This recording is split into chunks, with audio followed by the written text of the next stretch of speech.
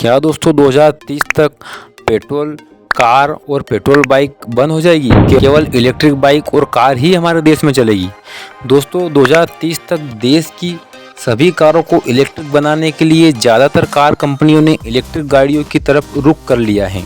दरअसल नीति आयोग की इलेक्ट्रिक वाहन नीति से जुड़े एक दस्तावेजों में 15 वर्षों में सभी कारों को इलेक्ट्रिफाइड करने का रोड मैप सामने आया है। इसके बाद से देश की सभी गाड़ियों का इलेक्ट्रिफिकेशन किए जाने की बात जोर पकड़ने लगी। दोस्तों ओला, उबर और जूम सरीखी मोबिलिटी प्रोवाइडर कंपनियों ने भी महिंद्रा की इलेक्ट्रिक कारों की तरफ रुख करना शुरू कर दिया है।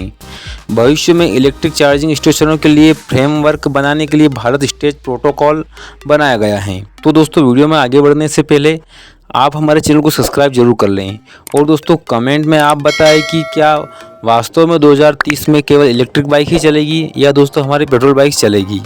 तो दोस्तों आगे बढ़ते हैं। दोस्तों इलेक्ट्रिक वाहनों के लिए सरकारों का सपोर्ट जरूरी है। महिंद्रा एंड महिंद्रा के एमडी पवन गोयनका मानते हैं कि भारत में इलेक्ट्रिक वाहन आने से भारत चीन या यूरोप के मुकाबले अलग रास्ते पर जाएगा। उन्होंने कहा कि संस्थाएं, सरकार, मोबिलिटी प्रोवाइडर्स कंपनियों की इलेक्ट्रिक व्हीकल्स में रुचि दिखाने से उछाल आएगा। उनका मानना है कि व्यक्तिगत कार खरीदारों के लिए भी जल्द ही इलेक्ट्रिक वाहन खरीदना आसान हो जाएगा। गोयनका का यकीन है कि राज्य सरकारों के सपोर्ट से इलेक्ट्रिक 3 व्हीलर और 4 व्हीलर वाहनों के लिए माहौल बनाया जा सकता है। बसों और व्हीलर्स के लिहाज से यह अभी भी महंगा सौदा है। ऐसे में भारत में ही इलेक्ट्रिक वाहनों को बनाने से कीमतें कम हो सकेगी। बता दें कि भारत में महिंद्रा इलेक्ट्रिक कारें बेची जा रही हैं। कंपनी ने इलेक्ट्रिक वाहनों की बैटरीज के असेंबलिंग भी शुरू की है। इलेक्ट्रिक वाहनों पर फोकस करते हुए कंपनी ने $700 मिलियन का निवेश किया है। दोस्तों आगे चलकर इलेक्ट्रिक वाहनों की बैटरीज की कीमतें घट सकती हैं। एक्सपर्ट का मानना है कि भारतीय इकोसिस्टम के हिसाब से देखा जाए तो इलेक्ट्रिक वाहनों के लिए व्यापक स्तर पर देश में माहौल बनने में 5 साल तक लगेगा। दोस्तों सरकार ने किया है यह बड़ा प्रयास। सरकार ने भी शहरों में वाहनों से बढ़ते प्रदूषण को कम करने की कोशिश के तहत 11 शहरों में सार्वजनिक परिवहन में इस्तेमाल होने वाली बसों, टैक्सियों और तिपहिया वाहनों की खरीद के लिए सब्सिडी देने का ऐलान किया है। यह सब्सिडी भारी उद्योग मंत्रालय की फेम इंडिया स्कीम के तहत जारी होगी। पहले दौर में दिल्ली, अहमदाबाद, बेंगलुरु, जयपुर, मुंबई, लखनऊ, हैदराबाद, इंदौर, कोलकाता, जम्मू और गुवाहाटी को चुना गया है। विशेषज्ञों का मानना है कि इलेक्ट्रिक वाहनों का बिजनेस $1 बिलियन का हो सकता है। ग्लोबल कंपनियों ने मिलाया हाथ। भारत में इलेक्ट्रिक वाहनों के लिए ग्लोबल कंपनियों ने भी हाथ मिलाया है। सुजुकी ने टोयोटा से, महिंद्रा ने फोर्ड से और रेना ने निसान से हाथ मिलाया है। Honda, Mercedes Benz, BMW, Volvo, जेल कार आदि कंपनियों भी इलेक्ट्रिक वाहन भारत में लाने को लेकर रणनीति पर काम कर रही हैं। अभी दुनिया भर में सभी वाहनों के मुकाबले तकरीबन 1% इलेक्ट्रिक वाहन हैं। इंडस्ट्रीज एक्सपर्ट की माने तो 2030 तक 1/3 वाहन इलेक्ट्रिक हो जाएंगे। दोस्तों पावर की रहेगी भारी कमी।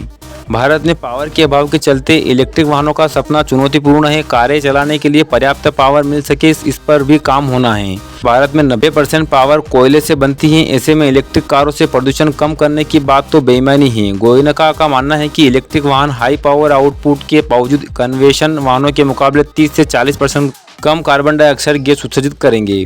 दूसरी चुनौती चार्जिंग इंफ्रास्ट्रक्चर की है। Fast charging, parking spot, swappable batteries आदि को लेकर भी काम करने की जरूरत है। महिंद्रा और ओला ने नागपुर में मिलकर कुल 100 इलेक्ट्रिक वाहन चलाए हैं। इससे इलेक्ट्रिक वाहनों के बढ़ने को लेकर काफ़ी उम्मीदें और बड़ी हैं।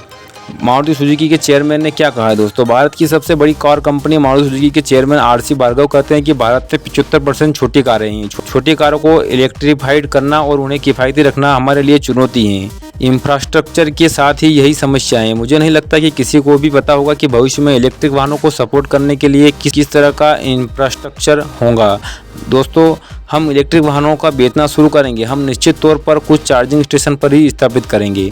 उन्होंने उम्मीद जताई है कि नए वाहनों में 2030 तक 40% इलेक्ट्रिक वाहन हो सकते हैं। पैसेंजर व्हीकल्स सेगमेंट में हर साल 8% की ग्रोथ का अंदाजा लगाते हुए वह कहा कि 2030 तक तकरीबन 71 मिलियन नए वाहन जुड़ेंगे। इनमें से 14.4 मिलियन प्योर इलेक्ट्रिक वाहन हो सकते हैं। टोयोटा किर्लोस्कर मोटर के वाइस चेयरमैन विक्रम किर्लोस्कर के मुताबिक भारत में हाइब्रिड वाहनों पर फोकस करने की ज़रूरत है।